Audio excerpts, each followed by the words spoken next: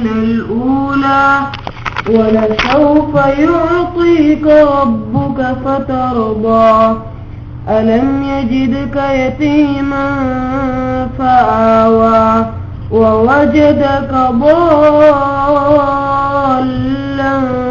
فهدى ووجدك عائلا فأغنى فأما اليتيم فلا تقهر وأما السائل فلا تنهر وأما بنعمة ربك فحدث. بسم الله الرحمن الرحيم.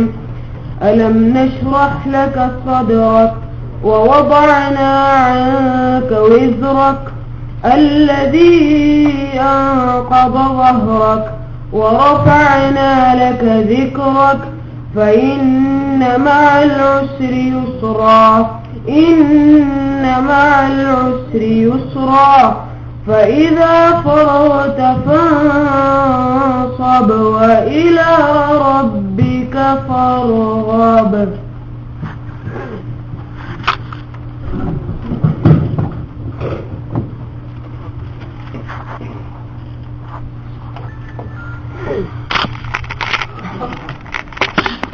أعوذ بالله من الشيطان الرجيم. بسم الله الرحمن الرحیم. سورہ الضحیٰ مکی سورہ ہے اور یہ سورہ بھی اور اس سے اگلی سورہ دونوں صورتیں رسول اکرم صلی اللہ علیہ وسلم کی حیات طیبہ پہ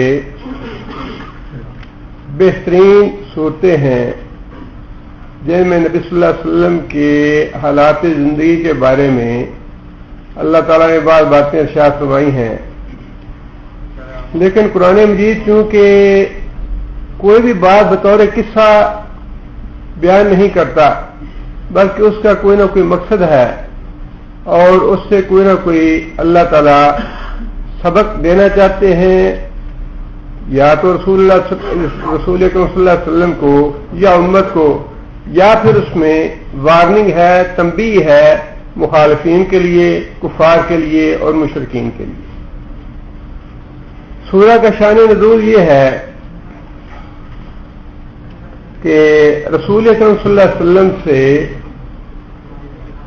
وحی کا سلسلہ منقطع ہو گیا اور رسول اکرم صلی اللہ علیہ وسلم کے ذہن میں اس طرح کے خیالات آنے لگے کہ مجھ سے شاید کوئی ایسی غلطی سرزد ہو گئی ہے یا کوئی ایسا گناہ ہو گیا ہے جس کی وجہ سے اللہ تعالیٰ مجھ سے ناراض ہو گئے. رسول اکرم صلی اللہ علیہ وسلم کی یہ غلط فہمی دور کرنے کے لیے سورہ نازل ہوئی.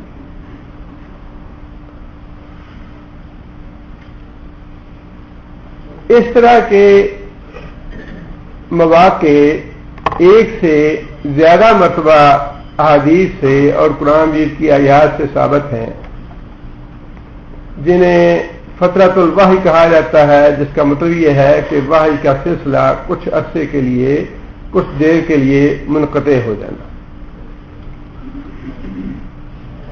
جیسا کہ آپ حضرات جانتے ہیں کہ وحی کی ابتدا غار حرا سے ہوئی اور پہلی وحی اقرا باسم ربک الذی خلق. اس کے بعد رسول اکرم صلی اللہ علیہ وسلم سے کچھ عرصے کے لیے وحی کا سلسلہ منقطع فرما دیا اللہ تعالیٰ نے اور اس کی حکمت یا مصلحت یہ تھی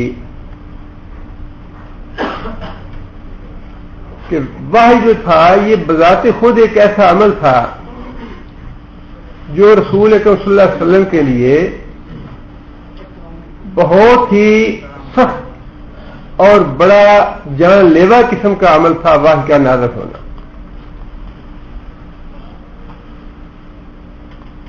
اس کا اندازہ آپ اس سے لگا سکتے ہیں کہ حضرت زید بن ثابت رضی اللہ تعالیٰ عنہ کہتے ہیں کہ ایک دفعہ میری ران کے اوپر رسول اکرم صلی اللہ علیہ وسلم کی ران تھی اور اسی کیفیت میں نبی صلی اللہ علیہ وسلم پہ وحی کا نزول شروع ہوا، اور اس دوران میں نے یہ محسوس کیا کہ اتنا بوجھ میری ران پہ آن پڑا ہے کہ شاید میری ران ٹوٹ جائے گی۔ دوسرے موقع پہ حدیث میں آتا ہے کہ رسول اکرم صلی اللہ علیہ وسلم اپنی اونٹنی پہ بیٹھے ہوئے تھے اور نبی اکرم صلی اللہ علیہ وسلم پہ وحی کا سلسلہ شروع ہوا، وحی نازل ہونے کا، تو اونٹنی نبی صلی اللہ علیہ وسلم کا بوجھ نہیں سہار سکی بلکہ اس کے بوجھ سے نیچے بیٹھ گئی۔ صحابہ کہتے ہیں کہ ہم نے دیکھا سردیوں کے موسم میں بھی جب رسول اکرم صلی اللہ علیہ وسلم پر وحی کا نزول شروع ہوتا تو نبی صلی اللہ علیہ وسلم کے چہرہ مبارک پہ پسینہ آ جاتا، اور پہلی وحی کے بعد چونکہ تجربہ نہیں تھا نبی صلی اللہ علیہ وسلم کو، اس لیے جب پہلی وحی کا نزول ہوا اس کے بعد رسول اکرم صلی اللہ علیہ وسلم نے حضرت عائشہ رضی اللہ تعالیٰ عنہا کو جا کے جو بات کہی وہ بات یہ تھی کہ عائشہ جو واقعہ میرے ساتھ پیش آیا ہے اس سے مجھے اپنی جان کا خطرہ ہے۔ حضرت خدیجہ رضی اللہ تعالیٰ عنہ سے یہ بات کہی کہ خدیجہ میرے ساتھ آج ایسا واقعہ پیش آیا ہے جس سے مجھے اپنی جان کا خطرہ لگ رہا ہے، جس کا مطلب یہ ہے کہ یہ تو عمل ایسا ہے جس سے کہیں میری جان نہ نکل جائے۔ اتنا سخت یہ معاملہ تھا نزول وحی کا۔ نبی صلی اللہ علیہ وسلم فرماتے ہیں کہ جب وحی کا نزول شروع ہوتا اس طریقے سے تو پہلے گھنٹیوں کی سی آواز مجھے سنائی دیتی، یہ گویا ایک الارم تھا کہ وحی کا سلسلہ جو ہے وہ شروع ہونے والا ہے، اور نبی صلی اللہ علیہ وسلم کی پوری توجہ اور کنسنٹریشن جو تھی وہ اس سلسلے کی طرف ہو جاتی، اور نبی صلی اللہ علیہ وسلم کا اپنے ہوش و حواس کے اعتبار سے اس عالم سے بالکل سلسلہ منقطع ہو جاتا، اور پھر جو کچھ حضرت جبرائیل نبی صلی اللہ علیہ وسلم کو وحی کرنا چاہتے نبی صلی اللہ علیہ وسلم کی پوری توجہ صرف اس بات کی طرف ہوتی۔ اس سے یہ اندازہ لگانا مشکل نہیں ہے کہ جو وحی کا سلسلہ تھا اگرچہ رسول اکرم صلی اللہ علیہ وسلم کے لیے تھا تو بڑا مسرت کا باعث کہ اللہ تعالیٰ نے نبی صلی اللہ علیہ وسلم کو ایک بڑے عظیم کام کے لیے منتخب فرما لیا ہے، لیکن بذات خود وہ عمل جو ہے وہ نبی صلی اللہ علیہ وسلم کے لیے بڑی مشقت اٹھانے کا عمل تھا۔ اب اس عمل کے اس مشقت کے بعد کچھ نہ کچھ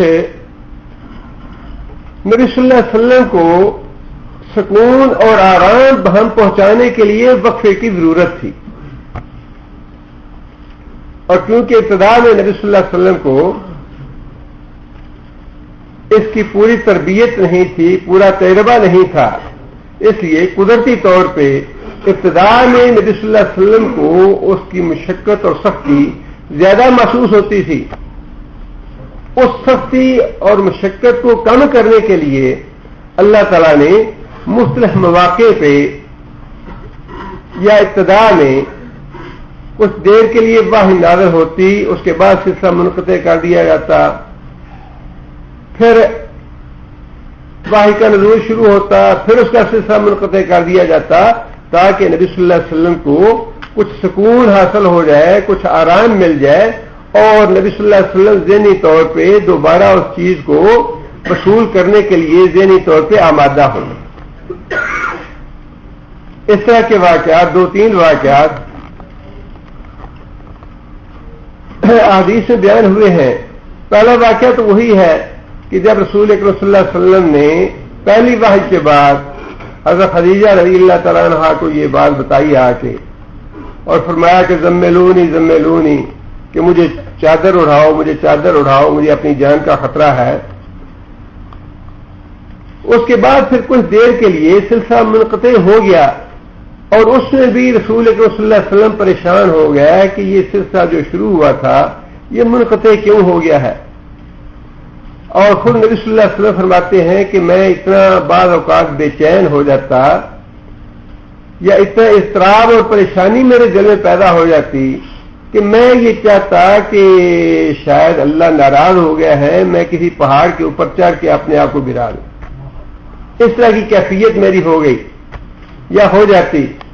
اور نبی صلی اللہ علیہ وسلم نے فرمایا کہ ایسے ہی عالم میں ایک دن میں بازار میں جا رہا تھا، مصلہ بازار میں، اور مجھے وہی جبرائیل جو میری طرف وحی لے کر نازل ہوئے تھے وہ زمین و آسمان کے درمیان معلق نظر آئے. اور پھر مجھے اتنا خوف طاری ہوا کہ میں اس خوف کی وجہ سے گر گیا. پھر نبی صلی اللہ علیہ وسلم گھر تشریف لائے اور پھر اس کے بعد وحی نازل ہوئی. اسی طرح ایک مرتبہ وحی کا سلسلہ منقطع ہوا اور نبی اکرم صلی اللہ علیہ وسلم 2-3 دن کے لیے تہجد کے لیے نہ اٹھے. جب وحی نازل ہوتی اور جو بھی آیات ہوتی نبی صلی اللہ علیہ وسلم صحابہ کرام کو سناتے اور صحابہ کرام کو پتہ چلتا کہ فلاں حکم نازل ہوا ہے، فلاں آیت نازل ہوئی ہے. اسی طرح کے ایک وقفے کے دوران جب نبی صلی اللہ علیہ وسلم نے کوئی وحی نہ سنائی تو جو مخالف تھے یا مشرکین تھے انہوں نے نبی صلی اللہ علیہ وسلم کو یہ تانے دینے شروع کر دیے کہ محمد صلی اللہ علیہ وسلم کا شیطان ان سے ناراض ہو گیا ہے، جس وجہ سے جو پڑھاتا لکھاتا تھا اس نے پڑھانا لکھانا چھوڑ دیا ہے. خاص طور پہ ابو لہب کی بیوی اور ابو سفیان کی بہن ام جمیل نے یہ بات کہی نبی صلی اللہ علیہ وسلم سے. اسی طرح کا ایک واقعہ اور بھی اللہ تعالیٰ نے قرآن مجید میں ارشاد فرمایا ہے کہ کفار مکہ نے نبی صلی اللہ علیہ وسلم سے اصحاب کہف کے بارے میں سوال کیا کہ اصحاب کہف کون تھے. اب نبی صلی اللہ علیہ وسلم تو تاریخ کے واقعات سے واقف نہیں تھے، لہذا نبی صلی اللہ علیہ وسلم نے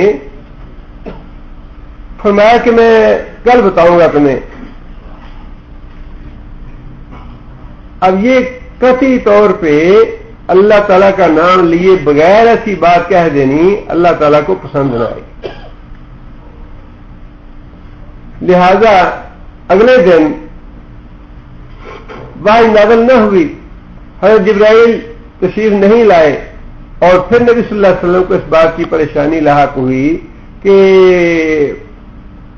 شاید اللہ تعالیٰ ناراض ہو گئے ہیں یا کون سا ایسا سبب ہے، کون سی ایسی وجہ ہے جس وجہ سے جبرائیل تشریف نہیں لائے. اس میں پھر اللہ تعالیٰ نے نبی صلی اللہ علیہ وسلم کو یہ بات ارشاد فرمائی، یہ نصیحت فرمائی وَلَا تَقُولَنَّ لِشَيْءٍ إِنِّي فَاعِلٌ ذَلِكَ غَدًا إِلَّا أَن يَشَاءَ اللَّهُ کہ اے محمد صلی اللہ علیہ وسلم آئندہ آپ کی ہی سے انشاءاللہ کہے بغیر وعدہ نہ کریں. آپ کو چاہیے تھا کہ آپ انشاءاللہ کہتے میں اس بات کا جواب دوں گا اگر اللہ کو منظور ہوا، اگر اللہ نے چاہا تو. اس کے بعد بھی کچھ دنوں کے لیے وحی کا سلسلہ رکا رہا. یہ کچھ ابتدا کا زمانہ تھا، اس میں اسی لیے مفسرین نے مختلف اوقات فترۃ الوحی کے بیان فرمائے ہیں. کسی نے 12 دن کا وقفہ لکھا ہے، کسی نے 15 دن کا لکھا ہے، کسی نے 20 کا، کسی نے 40 دن کا. لیکن اصل بات یہ ہے کہ یہ فترۃ الوحی کی جو مدت ہے یہ ایک ہی واقعہ نہیں ہے بلکہ یہ مختلف واقعات ہیں. پہلی وحی کے بعد بھی وقفہ دیا گیا، پھر اس کے بعد مختلف واقعات پیش آتے رہے جن کی وجہ سے اللہ تعالیٰ نے وقفہ دیا. اور اس وقفے میں حکمت یہ تھی کہ رسول اکرم صلی اللہ علیہ وسلم وحی کی جو مشقت ہے اس سے مانوس ہو جائیں، نبی صلی اللہ علیہ وسلم وحی کے عمل کو گران محسوس کرنا شروع کر دیں. لہذا یہ بھی سورہ جو تھی اسی پس منظر میں نازل ہوئی کہ جب وحی کا سلسلہ کچھ دیر کے لیے منقطع کیا گیا تو رسول اکرم صلی اللہ علیہ وسلم کو اس طرح کے خیالات آنے لگے کہ شاید اللہ تعالیٰ مجھ سے ناراض ہو گئے ہیں.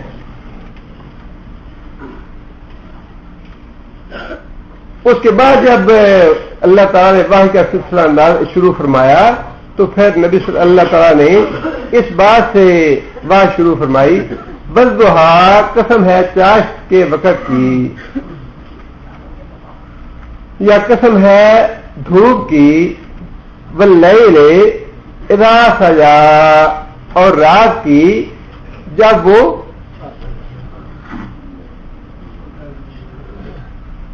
پہلے لے کے لیے کیا لفظ ہے؟ یغشا، رات کا کھانے جو ہے وہ تو یغشا ہی ہے، رات کا طاری ہو جانا، مکمل طور پہ اندھیرے کا ڈھانپ لینا روشنی کو، وہ تو یغشا ہی ہے، لیکن یہاں یغشا کا لفظ نہیں استعمال ہوا. یہاں اللہ تعالیٰ نے فرمایا ہے کہ واللیل اذا سجا، سجا کا جو مفہوم ہے اس میں تاریکی کا چھا جانا بھی پایا جاتا ہے اور اس کے ساتھ پرسکون کر دینا بھی اس میں مفہوم پایا جاتا ہے. رات کا جو اصل مقصد ہے وہ ہے لوگوں کو پرسکون بنا دینا، لتسکنوا فیہا، رات کو ہم نے اس لیے بنایا تاکہ تم اس میں سکون حاصل کرو. یہاں لفظ اللہ تعالیٰ نے وہی استعمال فرمایا جس میں رات آ جاتی ہے لیکن لوگوں کو سکون مہیا کرتی ہے. لہذا اللہ نے فرمایا کہ دھوپ کی قسم اور پھر رات کی جب وہ لوگوں کو پرسکون کر دے، پرسکون کر دینے والی رات کی قسم. ما ودعک ربک وما قلی، ودع کون سا فعل ہے؟ ماضی ہے سیغہ بعد مذکر غائب کا. الوداع کرنا کیا معنی؟ رخصت کر دینا کسی کو، چھوڑ دینا کسی کو، وہی لفظ ہے. ودع، اس نے ودا نہیں کیا، اس نے چھوڑا نہیں تجھ کو، کہا تجھ کو. وما قلی، ما یہاں پہ کون سا ہے؟ نافیہ ہے. اور نہ ہی قلا کا مطلب ہوتا ہے بیزار ہو جانا، ناراض ہو جانا. نہ ہی اللہ تعالیٰ تو اس سے ناراض ہوا، نہ ہی اللہ نے تجھ کو چھوڑا. یہ ہے وہ بات جس پہ اللہ تعالیٰ نے دو چیزوں کی قسم کھائی، ضحیٰ کی اور پرسکون لیل کی. اب ان دو چیزوں کی قسم کس اعتبار سے کھائی گئی ہے؟ اس کی دو توجیہیں کی ہے مفسرین نے. ایک توجیہ تو یہ ہے کہ دن اور رات بالکل دو متضاد چیزیں ہیں، ایک دوسرے کے بالکل برعکس ہیں، اور جس طرح یہ دو متضاد چیزیں انسانی زندگی کا لازمی حصہ ہے، اس کے بغیر انسان کی زندگی ممکن نہیں ہے دنیا میں یا اس زمین پر. رات کا آنا بھی ضروری ہے، دن کا آنا بھی ضروری ہے، حالانکہ یہ دو متضاد چیزیں ہیں. بالکل ایسے ہی دکھ اور سکھ، رنج اور خوشی، راحت اور مشقت، یہ بھی انسان کی تربیت کا لازمی حصہ ہے. اس میں آپ یہ نہ سمجھیں کہ اللہ ناراض ہو کے یہ کام کر رہے ہیں، بلکہ یہ آپ کی اخلاقی اور روحانی تربیت کا لازمی حصہ ہے کہ آپ پہ راحت کا وقت بھی آئے، یعنی واحد نازل بھی ہو، اور پھر کچھ دیر کے لیے وہ جب آپ مشقت اٹھا لیں واحد کی تو اس کے بعد کچھ آپ کو سکون کا وقت بھی ملے. جس طرح دن کے وقت لوگ مشقت کرتے ہیں، محنت کرتے ہیں اور اپنا کام کاج کرتے ہیں، اس کے بعد ان کو سکون کی ضرورت ہے. سکون کے لیے ہم نے رات رکھی ہے، سکون حاصل کرتے ہیں، پھر دن چڑھتا ہے، محنت اور مشقت کرتے ہیں. بالکل اسی طرح یہ آپ کی تربیت کا حصہ ہے. آپ کی اس جو فرض ہم نے آپ کو سونپا ہے نبوت کا، اس کا حصہ ہے کہ آپ بعض کی محنت اور مشقت بھی اٹھائیں، لیکن اس کے بعد آپ کو کچھ سکون بھی دیا جائے، کچھ وقفہ بھی دیا جائے، تاکہ آپ اس سارے عمل سے اچھی طرح مانوس ہو جائیں، آپ کو ناگواری نہ لگنے لگے واحد سے. ایک تو اس کی تعبیر یہ ہے، اور دوسرا جس طرح متضاد اشیاء جو ہیں وہ ضروری ہیں انسانی زندگی کے لیے، اسی طرح یہ بھی ضروری ہیں. اور پھر آپ کی محنت اور مشقت کے بعد ضروری ہے کہ کچھ آپ کو راحت اور سکون پہنچانے کے لیے وقفہ دیا جائے تو اس اعتبار سے یہ دونوں چیزیں جو ہیں ان کی اللہ تعالیٰ نے قسم کھائی، ضحیٰ کی بھی اور پرسکون رات کی بھی، کہ جس طرح یہ دونوں چیزیں لازمی حصہ ہے انسانی زندگی کا اور ان دونوں کا آنا انسانی زندگی کے لیے لازمی جز ہے، اسی طرح وحی کی مشقت اٹھانے کے بعد آپ کے لیے یہ راحت کا وقت مہیا کرنا بھی ضروری ہے، اور جس طرح دو متضاد چیزیں دکھ اور سکھ، رنج اور خوشی انسانی زندگی کا لازمی حصہ ہے، اسی طرح آپ کے فرض نبوت کے لیے ادائیگی کے لیے آپ کی اخلاقی اور روحانی تربیت کے لیے یہ دونوں متضاد چیزیں یہ بھی لازمی حصہ ہے، یہ بھی ضروری ہے۔ لہذا اللہ تعالیٰ نے ان دونوں چیزوں کی قسم کھائی اس بات پہ کہ اللہ تعالیٰ آپ سے ناراض نہیں ہوا، نہ ہی اللہ تعالیٰ نے آپ کو چھوڑا ہے، بلکہ یہ فرض نبوت کے لیے دونوں چیزیں ضروری تھیں کہ آپ پہ وحی کا نزول بھی ہو اور وہ مشقت بھی آپ اٹھائیں، وہ بوجھ بھی آپ اٹھائیں، اور اس کے بعد پھر آپ کو کچھ وقفے کے لیے راحت اور سکون بھی مہیا کیا جائے۔ لہذا یہ اور لیکن جب نبی صلی اللہ علیہ وسلم وحی کے عمل سے مانوس ہو گئے تو پھر اس کے بعد نبی صلی اللہ علیہ وسلم فرماتے ہیں کہ مجھ پہ وحی کا سلسلہ مسلسل شروع ہو گیا، جس طرح مسلسل بارش پڑتی ہے اس طرح سلسلہ شروع ہو گیا، اس لیے کہ اس کے بعد نبی صلی اللہ علیہ وسلم مانوس ہو چکے تھے اور اس بات کا امکان نہیں تھا کہ نبی صلی اللہ علیہ وسلم میں کوئی مزاج شریف میں یا طبیعت میں کوئی تقدر کا یا کوئی ناگواری کا احساس پیدا ہو۔ اب آگے اللہ تعالیٰ نے یہ بات ارشاد فرمائی، ایک تو اس میں نبی صلی اللہ علیہ وسلم کے اسی جو وہم تھا یا نبی صلی اللہ علیہ وسلم کے دل میں خیالات آتے تھے اللہ تعالیٰ نے وہ ختم کر دیے، اور دوسرا بہت بڑی پیش گوئی تھی مسلمانوں کے لیے بھی اور رسول اکرم صلی اللہ علیہ وسلم کے لیے۔ قرآن مجید میں بعض پیش گوئیاں ایسی ہیں جو بھی انسان کھلے دل کے ساتھ اور کھلی آنکھوں کے ساتھ ان کا مطالعہ کرے گا اسے فوراً پتہ چل جائے گا کہ یہ ممکن نہیں تھا کہ نبی صلی اللہ علیہ وسلم آنے والے وقت کے لیے ایسی پیش گوئیاں خود فرما لیں۔ قرآن مجید نے یہ بات ارشاد فرمائی، تبت یدا ابی لہب وتب ما اغنی عنہ مالہ وما کسب سیصلی نارا ذات لہب وامرأتہ حمالۃ الحطب فی جیدہا حبل من مسد، جس میں اللہ تعالیٰ نے ابو لہب اور اس کی بیوی دونوں کے جہنمی ہونے کی پیش گوئی فرما دی۔ یہ سورہ نازل ہونے کے بعد کم از کم 10-12 سال تک دونوں زندہ رہے۔ اگر یہ پیش گوئی اللہ تعالیٰ کی طرف سے نہیں، یہ پیش گوئی تو پوری ہوئی کہ 12 سال تک زندہ رہنے کے باوجود انہیں اس بات کی توفیق نہیں ہوئی کہ وہ رسول اکرم صلی اللہ علیہ وسلم پہ ایمان لیا، وہ پیش گوئی پوری ہو گئی۔ حالانکہ نبی صلی اللہ علیہ وسلم تو عالم الغیب نہیں تھے، نبی صلی اللہ علیہ وسلم تو ایسی پیش گوئی 12 سال پہلے نہیں کر سکتے تھے کہ یہ لوگ حالت کفر میں مریں گے یا یہ ایمان نہیں لائیں گے، لیکن یہ پیش گوئی اللہ تعالیٰ نے فرمائی تھی۔ اللہ تعالیٰ نے ان کی موت سے 10-12 سال پہلے یہ بات ارشاد فرما دی کہ دونوں جہنمی ہیں، دونوں جہنم میں جائیں گے اور رسول اکرم صلی اللہ علیہ وسلم پہ ایمان نہیں لائیں گے، لہذا وہ پیش گوئی پوری ہو۔ بالکل ایسی ہی پیش گوئی اس آیت میں ہے، وَلَلْآخِرَةُ خَيْرٌ لَكَ مِنَ الْأُولَىٰ۔ وَلَلْآخِرَةُ، آخرت سے مراد یہاں پہ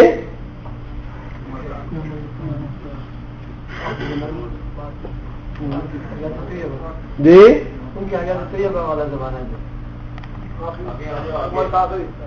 جی عمر کا آخری حصہ کہہ لیجئے یا مستقبل کہہ لیجئے، زیادہ فہم کے قریب ہے کہ آنے والا وقت، آنے والا زمانہ یا پچھلا زمانہ جو بعد میں آئے گا، خیر بہتر ہے لکا تیرے لیے، من الاولا، اولا سے مراد پہلا زمانہ، یعنی جو زمانہ اس وقت اور اس میں زمانے کا تعین تو نہیں ہے کہ پہلا زمانہ کتنا تھا اور پچھلا زمانہ کتنا ہوگا، لہذا اس سے مفسرین نے یہ مفہوم لیا ہے کہ ہر آنے والا دن گزرنے والے دن سے آپ کے لیے اچھا ہی ہوگا. آنے والا وقت، آنے والا زمانہ، آپ کا مستقبل آپ کے ماضی کے وقت سے بہت ہی اچھا ہوگا، اور ہر چلنے والا دن جو ہے وہ آپ کی ترقی کی خوشخبری لے کے آئے گا. آپ کو غلبہ عطا کرنے والا ہوگا، آپ کے دین کا پھیلاؤ کا باعث بننے والا ہوگا.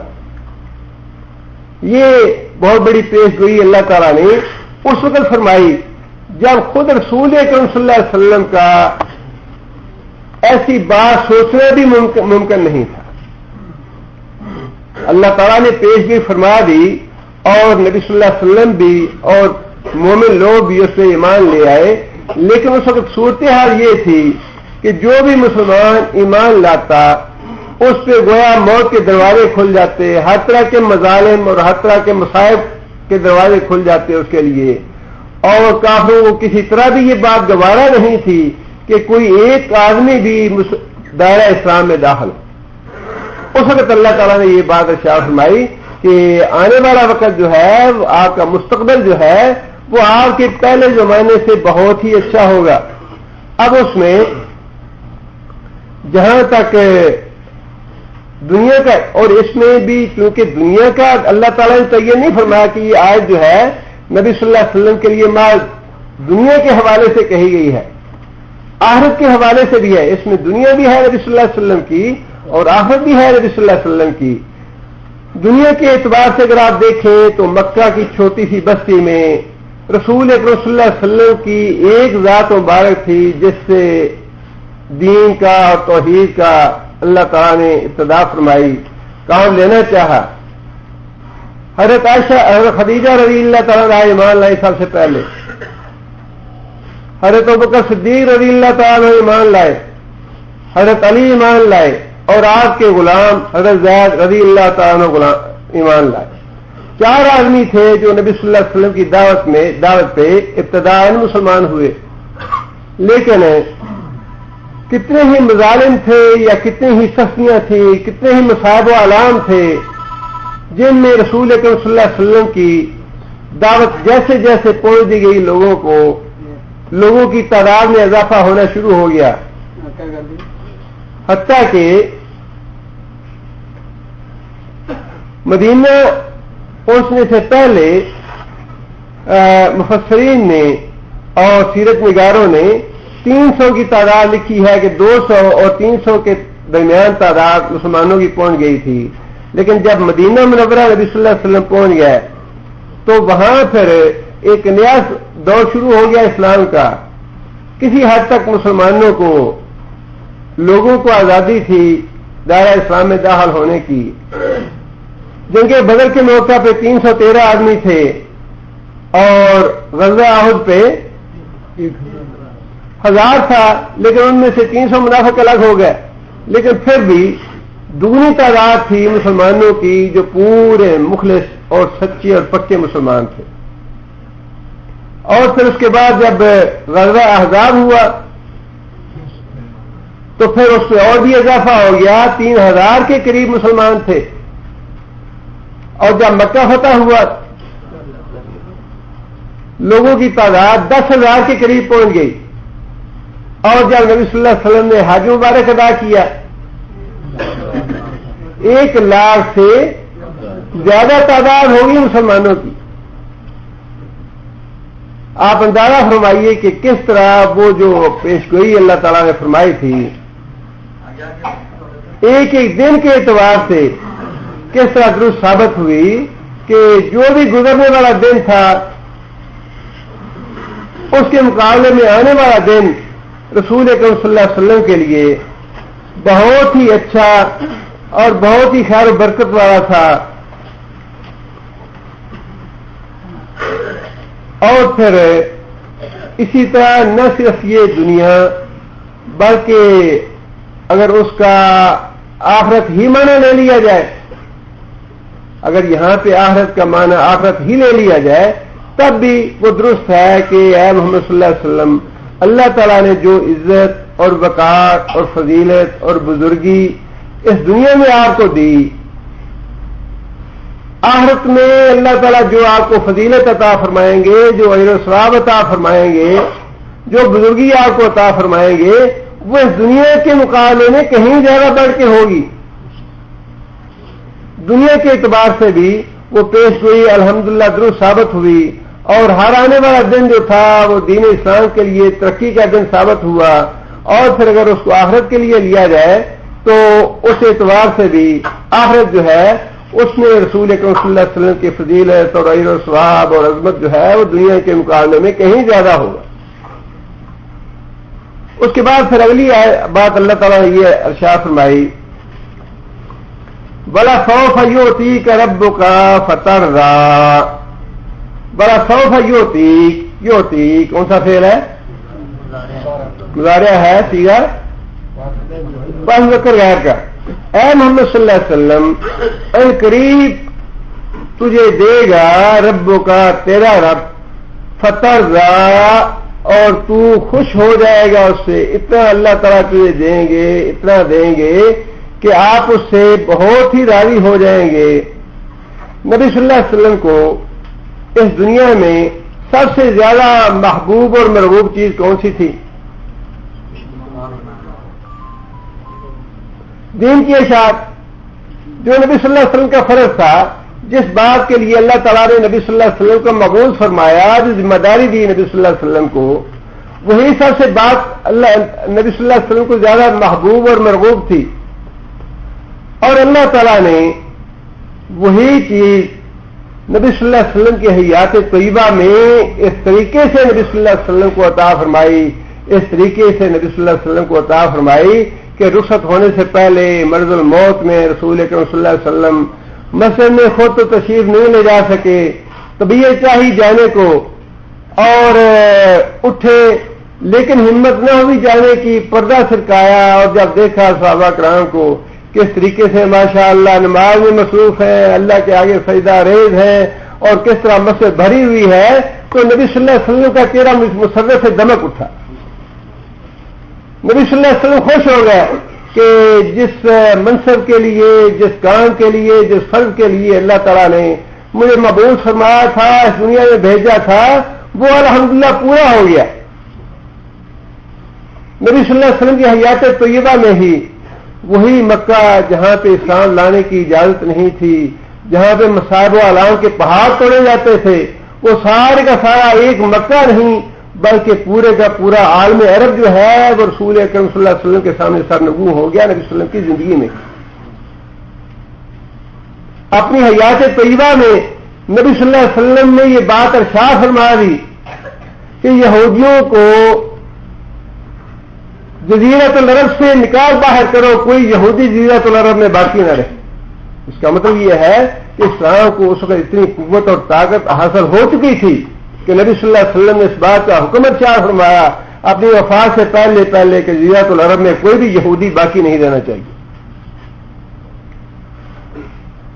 یہ ہے وہ بات جس کے بارے میں اللہ تعالیٰ نے ارشاد فرمایا کہ اے محمد صلی اللہ علیہ وسلم، ہم آپ کو اتنا کچھ دیں گے، اور پھر تعین نہیں فرمایا کہ کیا کچھ دیں گے.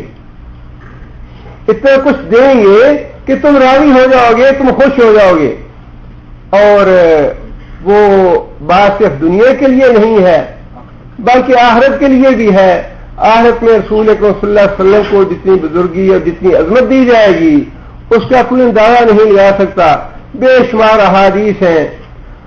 نبی صلی اللہ علیہ وسلم نے فرمایا کہ حشر میں لوگ تنگ آ کے آدم علیہ السلام کے پاس جائیں گے، ابراہیم علیہ السلام کے پاس جائیں گے، نوح علیہ السلام کے پاس جائیں گے، موسیٰ علیہ السلام کے پاس جائیں گے، عیسیٰ علیہ السلام کے پاس جائیں گے، اور سارے انبیاء قیامت کے دن اللہ تعالیٰ کے حضور بات کرتے ہوئے ڈریں گے کہ ہم سے کوئی نہ کوئی کوتاہی ہو گئی تھی دنیا میں، جس وجہ سے آج ہم اللہ کے حضور بات نہیں کر سکتے، کہیں اللہ تعالیٰ ہم سے سوال نہ کر لیں.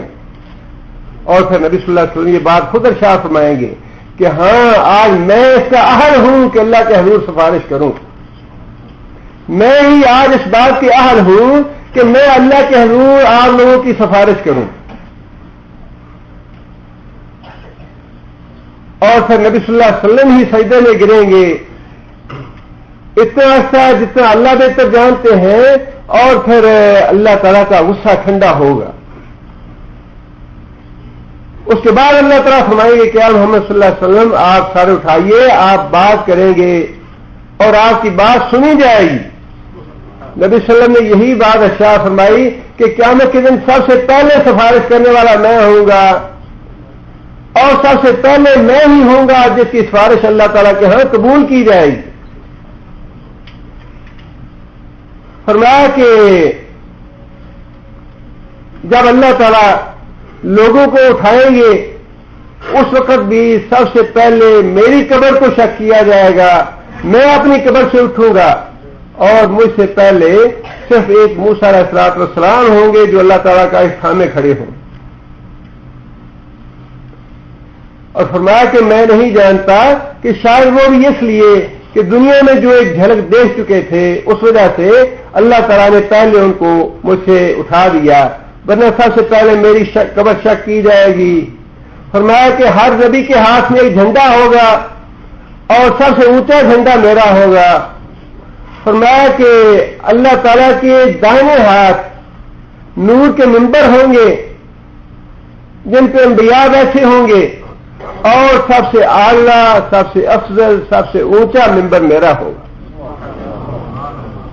اور فرمایا کہ قیامت کے دن میں خطیب الانبیاء ہوں گا، انبیاء کی نمائندگی میں کروں گا۔ ابو الانبیاء حضرت ابراہیم علیہ الصلوۃ والسلام ہے، سید الانبیاء ابو الانبیاء، لیکن خطیب الانبیاء اور سید الانبیاء رسول اکرم صلی اللہ علیہ وسلم۔ اور پھر نبی صلی اللہ علیہ وسلم نے یہ بات بھی ارشاد فرمائی کہ جب سارے لوگ حتیٰ کہ سارے انبیاء رب نفسی کہہ رہے ہوں گے، اس وقت صرف میں ہی ہوں گا جو اللہ تعالیٰ سے اپنی امت کے لیے درخواست کر رہا ہوگا، رب امتی رب امتی رب امتی۔ فرمایا کہ پلسرات سب سے پہلے میں عبور کروں گا، اس کے بعد میری امت پلسرات عبور کرے گی، اس کے بعد باقی امتیں پلسرات عبور کریں گی۔ اور فرمایا کہ سب سے پہلے میں جنت کا دروازہ کھٹکھٹاؤں گا، اور پوچھا جائے گا کہ کون ہے دروازہ کھٹکھٹانے والا، میں بتاؤں گا کہ محمد صلی اللہ علیہ وسلم ہوں، تو حارث کہے گا کہ مجھے اسی بات کا حکم دیا گیا ہے کہ محمد صلی اللہ علیہ وسلم دروازہ کھٹکھٹائیں تو دروازہ کھولنا، ورنہ دروازہ نہیں کھولنا، میرے لیے ہی دروازہ کھولا جائے گا سب سے پہلے۔ اور پھر فرمایا کہ سب سے پہلے میری امت ہی جنت میں جائے گی، رسول اکرم صلی اللہ علیہ وسلم جنت کے دروازے پہ ہوں گے، دروازہ کھٹکھٹائیں گے، دروازہ کھولا جائے گا، اور فرمایا کہ میں ایسا پلٹ کے پیچھے دیکھوں گا، میرے کرتے کا دامن پکڑ کے ابوبکر صدیق کھڑے ہوں گے، ابوبکر کے پیچھے عمر فاروق کھڑے ہوں گے،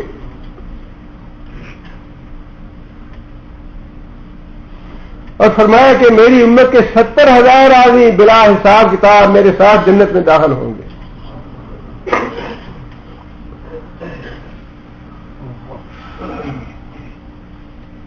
صحابہ کہتے ہیں کہ ایک دفعہ ہم رسول اکرم صلی اللہ علیہ وسلم کی مجلس میں بیٹھے ہوئے تھے، نبی صلی اللہ علیہ وسلم نے یہ بات ارشاد فرمائی کہ میری امت کے 1/4 جنت میں جائے گی۔ صحابہ کرام کہتے ہیں کہ ہم نے خوشی سے اللہ اکبر کا نعرہ بلند کیا۔ پھر نبی صلی اللہ علیہ وسلم نے یہ بات ارشاد فرمائی کہ میری امت کی 1/3 جنت میں جائے گی۔ صحابہ کہتے ہیں کہ ہم نے پھر اللہ اکبر کا نعرہ بلند کیا۔ رسول اکرم صلی اللہ علیہ وسلم نے پھر یہ بات ارشاد فرمائی کہ جنت کی آدھی آبادی جو ہے وہ میری امت کی وجہ سے ہوگی، آدھی جنت میری امت سے بھری جائے گی، اور آدھی جنت جو ہے وہ باقی امتوں سے بھری جائے گی۔ اور نبی صلی اللہ علیہ وسلم نے فرمایا کہ وہ بھی اس لیے کہ مسلمانوں کی تعداد کافروں کے مقابلے میں دنیا میں اتنی رہے گی جیسے کالا بیل ہو اور اس کی پشت پہ ایک سفید بال ہوتا ہے، یا سفید رنگ کا بیل ہو اور اس کی پشت پہ ایک کالا بال ہوتا ہے، بالکل اسی طرح میری امت جو ہے یہ قلیل رہے گی کافروں کے مقابلے میں، یعنی زیادہ عرصہ، لیکن ایک وقت تو آئے گا، خود رسول اکرم صلی اللہ علیہ وسلم نے فرمایا کہ امام مہدی جب آئیں گے اور اس کے بعد 7 سال حکومت امام مہدی رحمۃ اللہ علیہ کریں گے، اور اس کے بعد عیسیٰ علیہ السلام کا نزول ہوگا. عیسیٰ علیہ السلام کا زمانہ 40 سال کا زمانہ ہوگا، اور اس زمانے میں خود رسول اکرم صلی اللہ علیہ وسلم نے یہ بات ارشاد فرمائی، اللہ سارے ادیان مٹ جائیں گے اسلام کے مقابلے میں، صرف ایک ہی اسلام ہی ہوگا جو پوری دنیا میں غالب ہوگا، باقی سارے ادیان مٹ جائیں گے اور کوئی غیر مسلم اور کافر بھی باقی نہیں رہے گا. حتیٰ کہ اگر کہیں کوئی یہودی یا کافر یا مشرک چھپا بیٹھا ہوگا تو وہ خود پتھر کہے گا یا دیوار بولے گی کہ اے اللہ یہ بندے ادھر آ، یہ کافر یا یہودی بیٹھا ہے، اس کو قتل کر دے. وہ وقت تو آئے گا، لیکن زیادہ عرصہ جو ہے وہ ایسا ہوگا کہ باقی کفار کے مقابلے میں نبی صلی اللہ علیہ وسلم کی امت کی تعداد جو ہے وہ کم رہے. اس لیے یہ فرمایا کہ اس وجہ سے میں یہ بات کہہ رہا ہوں کہ میری امت کی تعداد کم ہوگی، لہذا آدھی جنت جو ہے وہ میری امت سے بھری جائے گی. اسی طرح ایک اور موقع پہ رسول اللہ صلی اللہ علیہ وسلم نے یہ بات ارشاد فرمائی کہ مجھے مختلف امتیں دکھائی گئیں اور ان میں سے میں نے دیکھا بعض انبیاء ایسے ہیں، کسی کے ساتھ 1 آدمی ہے، کسی کے ساتھ 10 آدمی ہیں، کسی کے ساتھ 1 بھی نہیں ہے. مختلف امتیں میں نے دیکھی اور ایک امت تو میں نے بہت بڑا گروہ دیکھا اور مجھے بڑا رشک اس پہ آیا کہ یہ تو بہت بڑی امت ہے اور بہت زیادہ لوگ ہیں ان کے ساتھ. لیکن فرشتے نے مجھے یہ بات کہی کہ اے محمد صلی اللہ علیہ وسلم آپ آسمان کے اس کنارے کی طرف ذرا دیکھیں. میں نے اس کنارے کی طرف دیکھا تو وہ سارا کنارہ جو ہے وہ لوگوں سے بھرا ہوا تھا. پھر مجھے فرشتے نے کہا کہ اے محمد صلی اللہ علیہ وسلم اس آسمان کے کنارے کی طرف دیکھیں. میں نے اس طرف دیکھا تو وہ سارا کنارہ بھی بھرا ہوا تھا. تو فرشتے نے مجھے بتایا کہ اے محمد صلی اللہ علیہ وسلم یہ آپ کی امت ہے.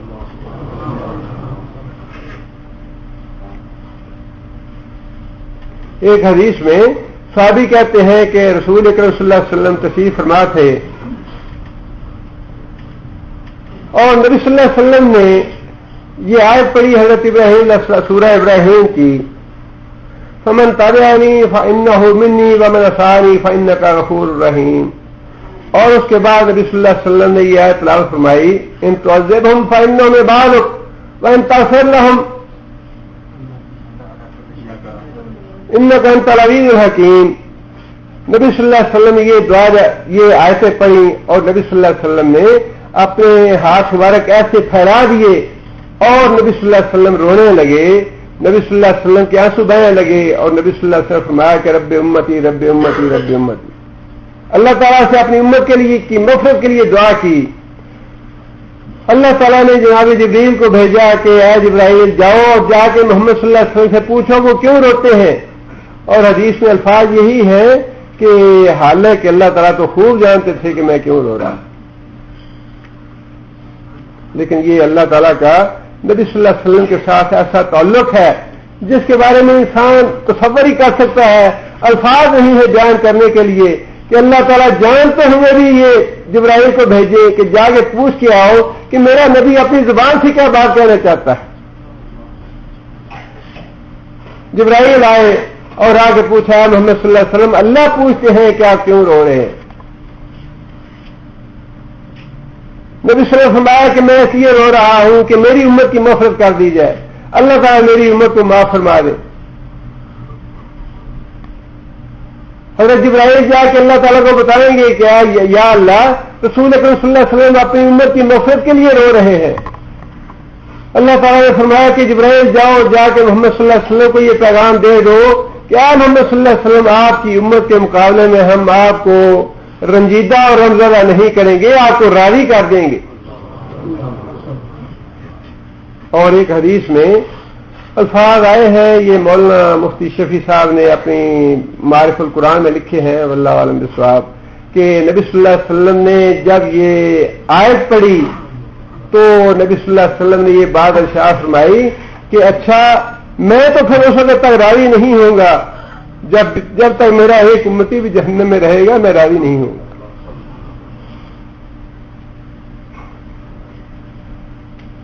جب تک میرا ایک امتی بھی جہنم میں ہوگا تب تک میں راضی نہیں ہوں گا. اگر اللہ تعالیٰ نے یہ بات ارشاد فرمائی ہے کہ محمد صلی اللہ علیہ وسلم ہم آپ کو راضی کر کے چھوڑیں گے. ان باتوں میں ہمارے لیے بڑا سبق ہے. کہاں رسول اکرم صلی اللہ علیہ وسلم کے وہ احسانات، رسول اللہ صلی اللہ علیہ وسلم کا یہ رونا دھونا امت کے لیے، اللہ تعالیٰ سے مغفرت طلب کرنا، بار بار اللہ سے درخواستیں کرنا، اور اس کے مقابلے میں ہمیں خود اپنا آپ بھی دیکھنا چاہیے، اپنے دامن میں منہ ڈال کے دیکھنا چاہیے کہ خود ہمارے اپنے اعمال کیسے ہیں. کیا پھر واقعی قیامت کے روز ہم رسول اکرم صلی اللہ علیہ وسلم کے سامنے حاضر ہو کے اپنی شفاعت کی درخواست کر سکتے ہیں؟ جن لوگوں کے لیے 5 نمازیں پڑھنی مشکل ہو، اپنے رات کا سونے جو ہے اس کو قربان کرنا مشکل ہو، دن کا آرام قربان کرنا مشکل ہو، اللہ کے دین کے لیے ساری زندگی انسان دنیا کمانے کے لیے، ڈالر کمانے کے لیے، ریال کمانے کے لیے کہاں کہاں نہیں پہنچتا. جس نبی کے اتنے احسانات ہیں ہمارے اوپر، جس نبی کے دل میں اتنی طرف تھی ہمارے لیے، جو نبی اتنے آنسو بہاتا رہا ہمارے لیے، اس نبی کے دین کے لیے ہم نے کتنا کچھ کیا ہے یا کتنا کچھ طرف ہے ہمارے اندر.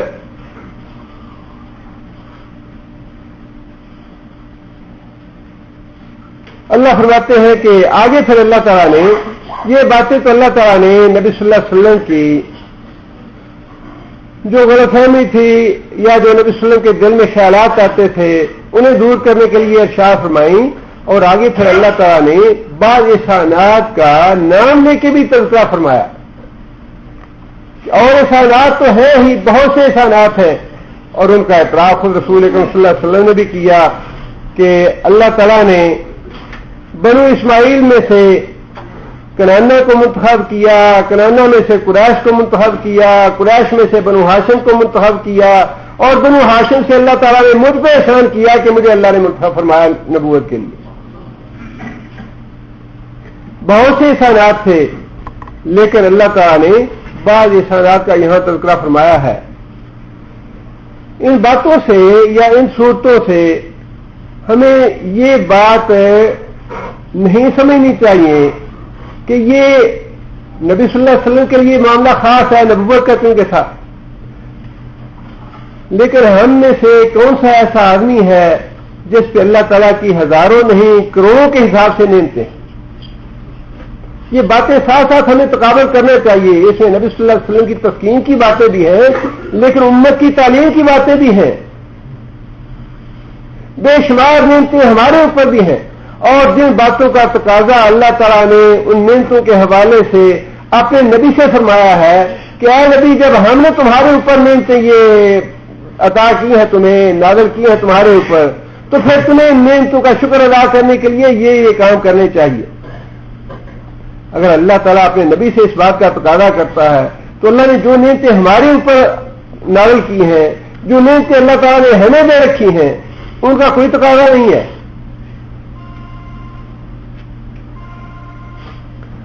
پہلی نعمت جس کا اللہ تعالیٰ نے تذکرہ فرمایا وہ تو یہ ہے الم یجد کا یتیم فآویٰ.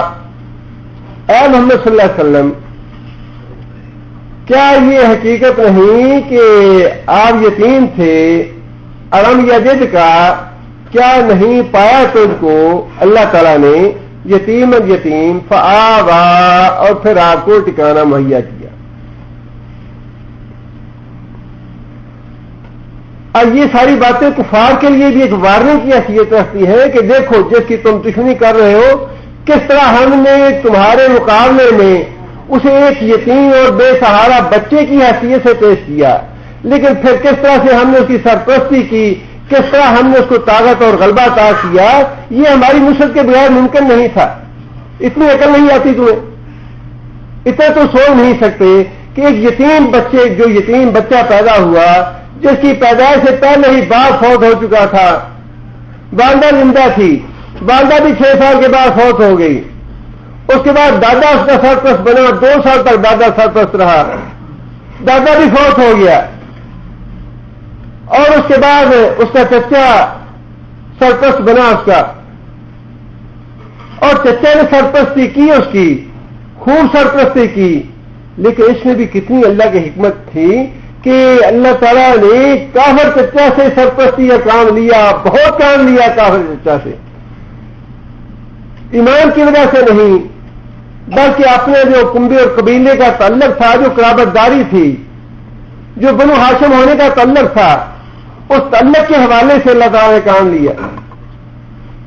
اور پھر یہ تو ساری بات کی باتیں ہیں، رسول اکرم صلی اللہ علیہ وسلم جب ایام رضاعت تھے، ابھی جیسے ہی نبی صلی اللہ علیہ وسلم پیدا ہوئے تو یہ ساری باتیں تو کفار مکہ دیکھ رہے تھے کہ باہر سے خواتین آتی ہیں بچوں کو لینے کے لیے، رضاعت کے لیے، ساری عورتوں نے بچے لے لیے مکہ سے، اور جو امیر گھرانوں کے بچے تھے سارے وہی حاصل کیے عورتوں نے کہ زیادہ سے زیادہ انعام و اکرام ملے گا، زیادہ سے زیادہ معاوضہ ملے گا، اور جو بھی عورت دیکھتی محمد صلی اللہ علیہ وسلم کو یتیم چھوڑ دیتی، یہ تو یتیم بچہ ہے، اس کی ماں کیا دے گی؟ اور میاں بیوی حلیمہ اور شوہر جو ہے وہ ساری رات صلاح مشورہ کرتے رہے کہ اب کس منہ سے واپس جائیں خالی ہاتھ، کچھ تو لے کے جانا چاہیے، اگر دوسری عورتیں یتیم بچے کو نہیں لے رہی تو چلو ہم ہی لے لیتے ہیں، کچھ تو مل جائے گا، یتیم ہی صحیح، اس کی والدہ ہی زندہ ہے، اور اگر کچھ نہیں تو 12 نہ ہونے سے تو اچھا ہے، لے چلتے ہیں، جو اللہ کو منظور ہوا، لے لیا اس بچے کو۔ اور پھر حلیمہ سعدیہ کہتی ہے کہ وہ رات تو ہم نے وہاں گزاری مکہ میں، اور حلیمہ کہتی ہے کہ وہ رات پہلی رات تھی کہ جس رات مجھے بھی اللہ نے اتنا دودھ دیا کہ محمد صلی اللہ علیہ وسلم نے بھی پیٹ بھر کے دودھ پیا، اور محمد صلی اللہ علیہ وسلم کا جو بھائی تھا دوسرا میرا اپنا بیٹا، اس نے بھی پیٹ بھر کے پہلے دن دودھ پیا، اتنا دودھ اس سے پہلے میرے بیٹے نے کبھی نہیں پیا تھا جتنا دودھ محمد صلی اللہ علیہ وسلم کے ساتھ مل کے اسے پیا۔ اور پھر کہتی ہیں حلیمہ سعدیہ کہ جیسے ہی محمد صلی اللہ علیہ وسلم کو لے کے ہم اپنے گھر آئے تو ہماری اونٹنی جو بالکل خشک تھی، دودھ آتا نہیں تھا، اس کو بھی دودھ اتنا آیا کہ ہم نے پہلی دفعہ پیٹ بھر کے دودھ پیا۔ اور جب ہم واپس جانے لگے تو دوسرے لوگ جو تھے، ہماری اونٹنی اتنی تیز تھی کہ دوسرے لوگ مجھے پوچھتے حلیمہ یہ وہی اونٹنی ہے جس میں تم آئی تھی مکہ میں، یا کوئی اور اونٹنی لے لی ہے؟ اتنی تیز اونٹنی ہو گئی۔ اور وہاں اپنے بنو صاحب کے محلے میں جانے کے بعد بھی، اپنے گاؤں میں جانے کے بعد بھی، حضرت حلیمہ کہتی ہے کہ ہمارے گھر کی بکریاں جاتی چرنے کے لیے، اسی جگہ پہ دوسری بکریاں بھی جاتی، لیکن ہماری بکریاں پیٹ بھر کے آتی اور ان کی بکریاں خالی آ جاتی، بھوکی آ جاتی۔ اور وہ جو اپنے چروانے والے چرواہے ہوتے وہ لوگ انہیں کہتے ہیں کہ بیوقوفوں، جہاں یہ حلیمہ کی بکریاں جاتی ہیں وہاں کیوں نہیں تم لے کے جاتی اپنی بکریاں؟ وہ کہتے ہیں ہم بھی وہیں چراتے ہیں اپنی بکریوں کو، تمہاری بکریاں بھوکی آتی ہیں، ہماری بکریاں جو ہے وہ پیٹ بھر کے آتی ہیں اور اتنا دودھ دیتی ہیں کہ گھر میں فراوانی ہے دودھ کی، بچے بھی دودھ پیتے ہیں، ہم بھی خوب سیر ہو کے دودھ پیتے ہیں۔ بچہ تو یتیم تھا، لیکن یہ تو پھر اللہ کو پتا تھا کہ اس یتیم بچے سے کام کیا لینا ہے۔ کہانی یا سیرت تو نبی صلی اللہ علیہ وسلم کی ہے، لیکن اس دنیا میں ہر انسان کے ساتھ اللہ تعالیٰ کا ایسا ہی معاملہ ہے۔ کسی بھی انسان کو اللہ نے بے مقصد نہیں پیدا کیا، ہر انسان کے لیے سے اللہ نے کوئی نہ کوئی کام لینا ہے۔ کام کس نوعیت کا ہے، اللہ نے کسے کیوں پیدا کیا ہے، کون کیا کام کرے گا، یہ اللہ بہتر جانتے ہیں، لیکن اللہ تعالیٰ نے بے مقصد تو کسی کو پیدا نہیں کیا۔ یہ جو اسباب اور وسائل اور جنہیں ہم اتفاقات کہتے ہیں، یہ اتفاقات نہیں ہوتے، یہ ساری باتیں اللہ کی طرف سے اور اللہ کے امر سے، اللہ کے حکم سے ہوتی ہیں۔ مگر آپ اپنے پاکستان یا ہندوستان سے یہاں آنے کا معاملہ دیکھ لیجیے. ہم کہیں گے یہ اچھا اتفاق ہوا, مجھے فلاں نے خبر دے دی, یا میں نے خبر پڑھ لی, یا فلاں دوست تھا اس نے مجھے بتا دیا, یہ ہو گیا وہ ہو گیا. ایسے اتفاق سے کبھی نہیں ہوتا. وہ سارا اللہ تعالیٰ کے منصوبے سے اور اللہ کی پلاننگ سے ہوتا ہے کہ تم وہاں فلاں دفتر میں چلے گا, اچھا جی مجھے وہاں اپنے جاننے والا مل گیا. وہ جاننے والا ملتا نہیں ہے, بلکہ اللہ لے کے جاتا ہے کہ وہاں جاؤ, تمہارا جاننے والا بیٹھا ہے, وہ تمہارا کام کرے گا, میں تمہارا کام کرواؤں گا. اس ہر انسان کے لیے اللہ تعالیٰ کی منصوبہ بندی ہے. فرق صرف یہ ہے کہ ہر انسان کو تعین یہ کرنا ہے, جس طرح کہ ہم اس سے پہلے پڑھ چکے ہیں کہ زندگی بسر کرنے کے دو راستے ہیں.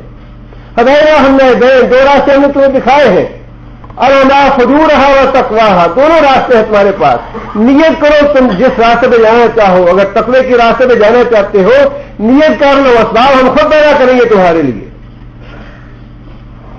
نیکی کرنا چاہتے ہو, کوئی مسجد یا مدرسہ بنانا چاہتے ہو, اللہ کے دین کی کوئی خدمت کرنا چاہتے ہو, ارادہ تم کر لو, اسباب اور وسائل ہم بنائیں گے اس کے لیے. فرمایا کہ ہم نے تمہیں یتیم پیدا کیا, لیکن اس کے بعد ہم نے سرپرستی کی تمہاری. کفار کو ہم نے یہ کر کے دکھا دیا کہ جو کام ہم کروانا چاہتے ہیں ہمارے مقابلے میں کوئی اس کو مغلوب نہیں کر سکتا, ہمیں کوئی بے بس یا عاجز نہیں کر سکتا. اور اللہ تعالیٰ نے جس دین کے لیے وعدہ کر رکھا ہے رسول اکرم صلی اللہ علیہ وسلم کی زبان مبارک سے کہ میرا دین وہاں تک پہنچے گا جہاں تک سورج کی کرنیں اور شعائیں پہنچتی ہیں, اس دین کو روکنے والا کوئی پیدا ہو سکتا ہے؟ یہ سارے کافر ایک امریکہ نہیں, ہزاروں امریکہ مل جائے اور الٹے لگے گئے آسمان کے ساتھ, تب اسلام کا راستہ نہیں روک سکتے. اسلام تو پھیلنا ہی پھیلنا ہے.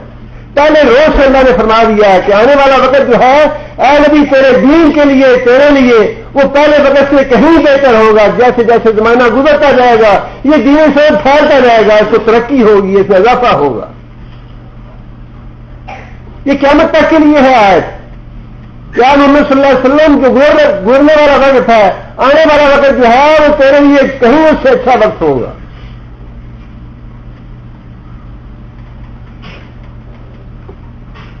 اور پھر رسول اکرم صلی اللہ علیہ وسلم کو کتنی دفعہ کفار مکہ نے اور مشرکین مکہ نے قتل کرنے کی کوشش کی. اللہ تعالیٰ نے بچانا تھا, اللہ تعالیٰ نے محفوظ رکھا. اور پھر اللہ تعالیٰ نے ہجرت کا حکم دیا. رسول اکرم صلی اللہ علیہ وسلم ہجرت کر کے مدینہ منورہ چلے گئے. جو چند 100 ساتھی تھے ان میں سے اللہ تعالیٰ نے بے بہا اضافہ فرما دیا. اور پھر اسی یتیم بچے کی سرپرستی کے لیے انصار مدینہ کو اللہ تعالیٰ نے اس طرح کھڑا کر دیا کہ پوری تاریخ میں اس کی مثال نہیں. یا رسول اللہ آپ جو کہنا چاہتے ہیں کہیں ہمیں, آپ ہمارے مالوں میں سے جو مال لینا چاہتے ہیں وہ مال لے لیں, جو چھوڑنا چاہتے ہیں وہ چھوڑ دیں, جو حکم دینا چاہتے ہیں وہ آپ ہمیں حکم دیں. آپ سمندر میں کودنے کا حکم دیں گے تو سمندر میں ہم کود جائیں گے. ہم وہ نہیں ہیں موسیٰ علیہ السلام کی قوم کی طرح جو آپ سے یہ کہیں کہ جا تو اور تیرا رب جا کے لڑے, ہم یہاں بیٹھتے ہیں.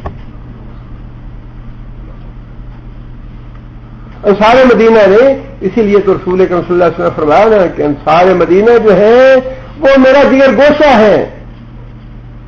انصار مدینہ سے محبت یہ ایمان کا جز ہے, اور انصار مدینہ سے دشمنی صرف وہی کرے گا جو منافق ہے. اور فرمایا کہ میرے بعد انصار مدینہ نے اپنے حق ادا کر دیا, اب انصار مدینہ کا حق میرے اوپر باقی رہ گیا ہے کہ میں ان کو جنت, جس جنت کا میں نے وعدہ کیا ہے ان سے, وہ جنت اللہ سے لے کے دوں انہیں. انہوں نے اپنا حق پورا کیا ہے. رسول اکرم صلی اللہ علیہ وسلم نے یہاں تک انصار مدینہ کے بارے میں فرمایا کہ انصار مدینہ جس گھاٹی میں جائیں گے اس گھاٹی میں گزروں گا, جس نالے سے گزریں گے اس نالے سے میں گزروں گا.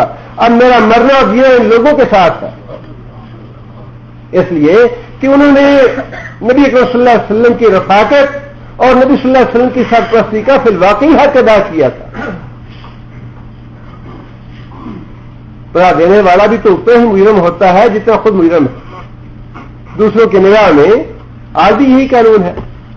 مجرموں کو پناہ دینے والا بھی اتنا ہی بڑا مجرم ہے جتنا خود مجرم بڑا ہے.